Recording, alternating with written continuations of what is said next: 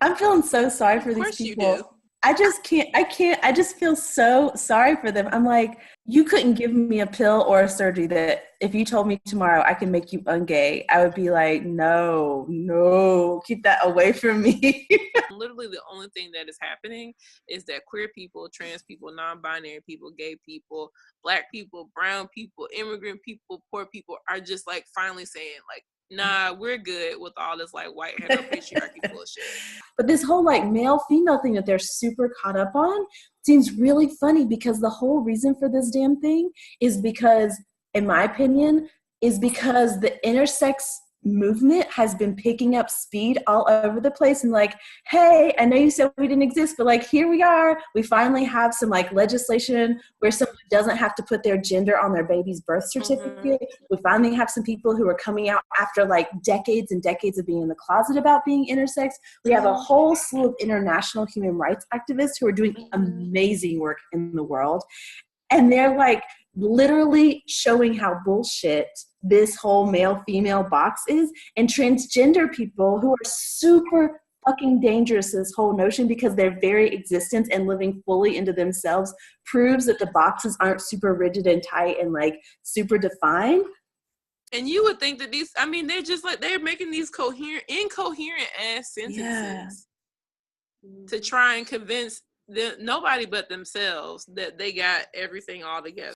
So I don't know. I just feel like they need to put something in here about how they refute walruses and the 1,500 other animals who are like gay and switching genders all over the place. And anyway, that was my feeling about that. In Latin America, I can remember talking to lots of people who like aren't married because they have to go to town to get married, and they have to be able to fill out all the paperwork, and they have to have money. So it's like literacy is an issue, money is an issue, and distance is an issue. And so it's like there are zillions and zillions and zillions of straight people who can't get married. And so to be like, that all is sexual immorality, like, is not only fucked up, like transphobic, queerphobic, all that other shit, but it's also super elitist, super classist, super white supremacist in all the ways that it really like makes the authority of whether your sex life is good or not entirely in the hands of some authoritative, patriarchal, fucked up system that is not there for your flourishing, but rather for your demise.